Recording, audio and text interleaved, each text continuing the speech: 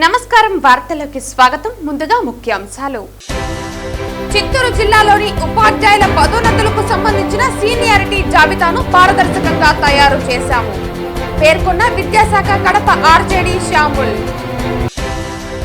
మూగ జీవాలపై వైసీపీ నీచ రాజకీయం చేస్తోంది పేర్కొన్న యాదవ కార్పొరేషన్ చైర్మన్ నరసింహ యాదవ్. వార్తల్లోని వివరాలు. మూగ జీవాలపై వైసీపీ నీచ రాజకీయాలు చేస్తోందని యాదవ కార్పొరేషన్ చైర్మన్ నరసింహ యాదవ్ అమరావతి ఎన్టీఆర్ భవన్ నుండి మీడియా సమావేశం నిర్వహించారు. వెనుకబడిన వర్గాల కోసం బీసీ భవనాలకు సంబంధించి కూడా ఒక నిర్ణయం తీసుకొని బీసీ భవనాలు గతంలో నేను కూడా తిరుపతి అర్బన్ డెవలప్మెంట్ అథారిటీ చైర్మన్గా ఉన్నప్పుడు తిరుపతిలో ఒక బీసీ భవనాన్ని ఆడ నిర్మాణానికి శ్రీకారం చుట్టి తుడా నిధులతో 30 లక్షలు ఖర్చు పెడితే దాన్ని కూడా అర్ధాంతరంగా ఆపేశారు. అదేవిధంగా మా సోదరులు ఎస్సీలకు సంబంధించి జగజ్జీవన్ రామ్ భవన్ నిర్మాణానికి కూడా 20-30 లక్షలు ఖర్చు పెట్టి స్టార్ట్ చేసి దాన్ని ఆపేశారు. అదేవిధంగా నిన్న అంబేద్కర్ యొక్క జయంతి సందర్భంగా అంబేద్కర్ భవనాన్ని కూడా తిరుపతి శ్రీవారి పాదాల చెంత మేము ఏర్పాటు చేయాలనే ఒక నిర్ణయానికి రావడం జరిగింది. దానిపైన కూడా బడుగు బలహీన వర్గాల కోసం పనిచేసే మా ఎన్డీఏ కూటమి తరపున నేను యాదవ కార్పొరేషన్ చైర్మన్ అయినా కూడా ఆ వర్గాలకన్నీ కూడా కట్టించే విధంగా ముందుకెళ్లాలనే ఒక తీర్మానం ద్వారా వెళ్ళడం జరుగుతోంది.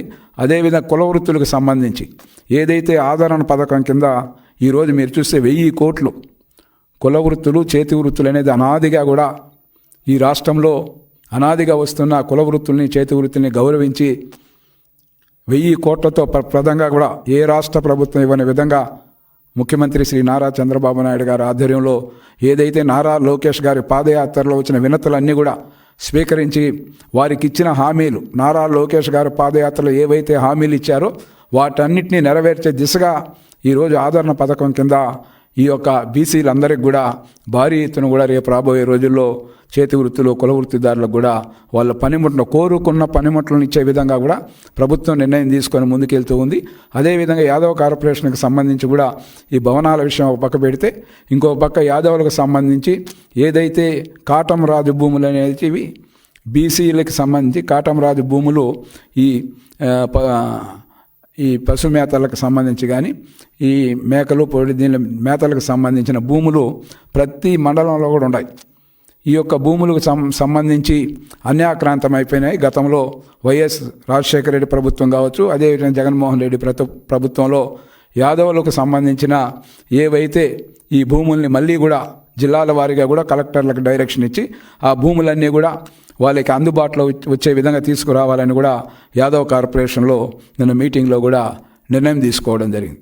అదేవిధంగా యాదవులకు సంబంధించి ఏదైతే చిన్నపాటి వ్యాపారాలు అదే చిన్నపాటి మినీ డైరీలకు సంబంధించిన లోన్లు ఇచ్చే విధంగా అదేవిధంగా ఈ పెంపకాల విషయంలో కూడా 20+1 ఒక్కొక్క యూనిట్ని చేసి దానికి కూడా 2 లక్షల రూపాయలు ఇచ్చి ఆ 2 లక్షల రూపాయల్లో కూడా 1 లక్ష రూపాయలు సబ్సిడీ ఇచ్చి ఆ కుటుంబాలను ఆదుకునే దిశగా ప్రభుత్వం ముందుకెళ్తుంది. దాన్ని కూడా సత్వరం చేయాలనే దిశగా మేమందరూ కూడా నిర్ణయం తీసుకోవడం జరిగింది.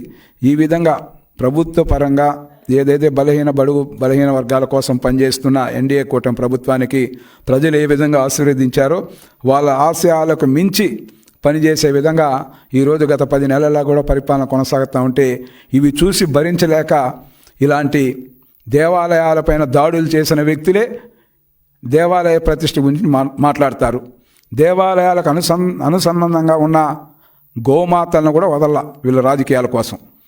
అందుకని ఇలాంటి చర్యలు మంచివి కాదు. దయచేసి రాజకీయంగా ఎన్నైనా మాట్లాడచ్చు, కానీ మీరు ఆ రోజమ్మ తల్లి ఎట్టంటే అటు మాట్లాడతారు నోటికి. ఇంకా ఎందుకు తల్లి ఒక బీసీల గురించి చులకనగా మాట్లాడతావు? ఈ విధంగా కరెక్ట్ కాదు. ఇకనైనా తిరుపతి పవిత్రతను కాపాడే దాంట్లో ఖచ్చితంగా కూడా అందరూ ముందుకు రావాల్సిన అవసరం ఉంది. కాబట్టి ఈ యొక్క జగన్మోహన్ రెడ్డి ఆధ్వర్యంలో తిరుపతిలో అలజడులు సృష్టించే కార్యక్రమాన్ని ఫుల్ స్టాప్ పెట్టకపోతే రాబోయే రోజుల్లో కఠినంగా కూడా ఇలాంటి కార్యక్రమాలు చేస్తున్న కఠినంగా కూడా నిర్ణయాలు ఉంటాయని కూడా హెచ్చరిస్తూ వెంటనే కూడా ఇలా ఫుల్ స్టాప్ పెట్టాలని ఈ సందర్భంగా కూడా కోరుకుంటాను. చిత్తూరు జిల్లాలోని ఉపాధ్యాయుల పదోన్నతులకు సంబంధించిన సీనియారిటీ జాబితాలను పారదర్శకంగా తయారు చేశామని విద్యాశాఖ కడప ఆర్జేడీ శ్యాముల్ తెలిపారు. రాష్ట్ర ప్రభుత్వ పాఠశాల విద్యా మార్గదర్శకాల ప్రకారం సీనియారిటీ జాబితాను విద్యాశాఖ సిబ్బంది సిద్ధం చేశారన్నారు. ఈ మేరకు డీఈఓ కార్యాలయానికి వచ్చిన ఆయన మీడియాతో మాట్లాడారు. ఉపాధ్యాయుల పదోన్నతులు ప్రభుత్వ ఆదేశాల మేరకు పారదర్శకంగా నిర్వహిస్తామని తెలిపారు.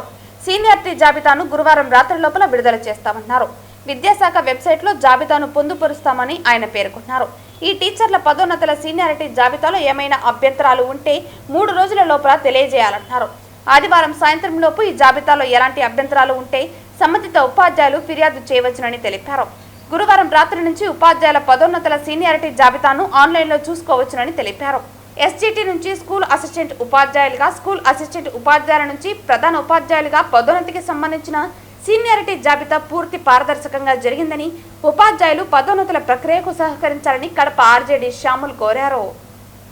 జనరల్ సీనియారిటీ లిస్టు రెడీ చేస్తున్నాము. మెరిట్ ప్రాతిపదికన మాత్రమే ఈ జనరల్ సీనియారిటీ లిస్టు తయారవుతుంది. ఈ రోజున ప్రెస్ స్టేట్మెంట్ కూడా రిలీజ్ చేస్తున్నాము. అదేవిధంగా ఒక హాఫ్ అన్ అవర్లో ఈ సీనియారిటీ లిస్ట్ కూడా పబ్లిష్ చేస్తున్నాము.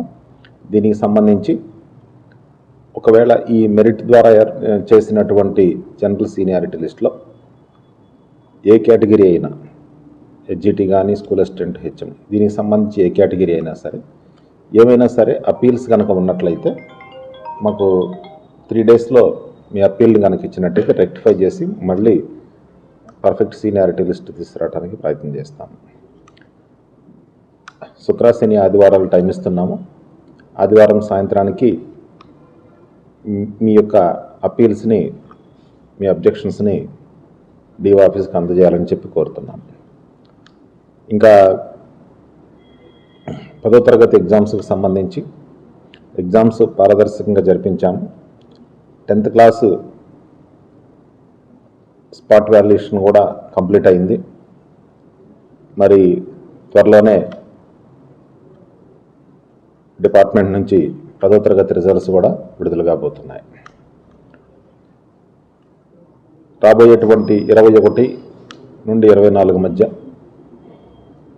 నెక్స్ట్ అకాడమిక్ ఇయర్కి సంబంధించినటువంటి అడ్మిషన్లు కూడా కంప్లీట్ చేస్తాం. ముఖ్యంగా ట్రాన్సిషన్ అంటే అంగన్వాడీ నుండి 1st క్లాస్కి, అదేవిధంగా 5th నుండి 6th క్లాస్కి, అదేవిధంగా యూపీ లెవెల్లో ఉండే 7th క్లాస్ నుండి హై స్కూల్లో ఉండే 8th క్లాస్కి, అలాగే యూపీ లెవెల్లో ఉండే 8th నుండి హై స్కూల్లో ఉండే 9th ఈ కేటగిరీలకు సంబంధించినటువంటి ట్రాన్సిషన్ ప్రక్రియ కూడా కంప్లీట్ చేసి రాబోయేటువంటి అకాడమిక్ ఇయర్కి సంబంధించినటువంటి అడ్మిషన్లని ఈ 24th కల్లా కూడా పూర్తి చేస్తాం. ముఖ్యమంత్రి సహాయ నిధి చెక్కులను ఎమ్మెల్యే ఆరణి శ్రీనివాసులు శనివారం ఉదయం తన కార్యాలయంలో లబ్ధిదారులకు అందించారు. 9వ డివిజన్కు చెందిన సంజయ్ గాంధీ కాలనీకి చెందిన మునీంద్రకు ఆసుపత్రి ఖర్చుల కింద 48,333 రూపాయలను ఆయన అందించారు. అలాగే జీవకోణంలోని రాజీవ్ నగర్కు చెందిన ఆదిమ్మకు 2,21,260 రూపాయలు ఎమ్మెల్యే అందించారు. అనారోగ్యంతో చికిత్స పొందిన పేదలకు CM Chandrababu, deputy CM Pawan కళ్యాణ్లు సీఎంఆర్ఎఫ్ కింద ఆర్థిక సాయం అందించి ఆదుకుంటున్నట్లు ఎమ్మెల్యే తెలిపారు. ఈ కార్యక్రమంలో జనసేన నగర అధ్యక్షులు రాజారెడ్డి, జీవకోన సుధాకర్, శిరీష, బాబ్జీ, పురుషోత్తం తదితరులు పాల్గొన్నారు. ఆరణి శివకుమార్ జన్మదిన వేడుకలు ఘనంగా జరిగాయి. శివ పుట్టినరోజు సందర్భంగా శుక్రవారం ఉదయం రుయా ఆసుపత్రి వద్ద జనసేన పార్టీ నాయకులు పేదలకు అన్నదానం నిర్వహించారు. శివ పుట్టినరోజు సందర్భంగా శుక్రవారం ఉదయం రుయా ఆసుపత్రి వద్ద జనసేన పార్టీ నాయకులు పేదలకు అన్నదానం నిర్వహించారు. ఎమ్మెల్యే ఆరణి శ్రీనివాసులు పాల్గొని పేదలకు అన్నదానం చేశారు. శ్రీ వెంకటేశ్వర స్వామి ఆశీస్సులతో శివ ఆయుర ఆరోగ్యాలతో నిండు నూరేళ్లు సుఖశాంతులతో జీవించాలని కోరుకున్నట్లు ఆయన తెలిపారు. ఈ కార్యక్రమంలో కార్పొరేటర్ నరసింహాచారి, రాజారెడ్డి, హెచ్డిఎస్ సభ్యులు లక్ష్మీపతి రాయల్, అన్నారెడ్డి, యువరాజ్ రెడ్డి, హేమకుమార్, కొండ రాజమోహన్, సుమన్, ఆమదాల వెంకటేష్, బాలశెట్టి కిషోర్, జీవకోన సుధా తదితరులు పాల్గొన్నారు. వార్తలు ముగించే ముందు ముఖ్యాంశాలు మరోసారి. చిత్తూరు జిల్లాలోని ఉపాధ్యాయుల పదోన్నతులకు సంబంధించిన సీనియారిటీ జాబితాను పారదర్శకంగా తయారు చేశాము పేర్కొన్న విద్యాశాఖ కడప ఆర్జేడీ శ్యాముల్. మూగ జీవాలపై వైసీపీ నీచ రాజకీయం చేస్తోంది పేర్కొన్న యాదవ కార్పొరేషన్ చైర్మన్ నరసింహ యాదవ్. ఈ వార్తలు ఇంతటితో సమాప్తం. తిరిగి వార్తల్లో మళ్ళీ కలుద్దాం. అంతవరకు సెలవు. నమస్కారం.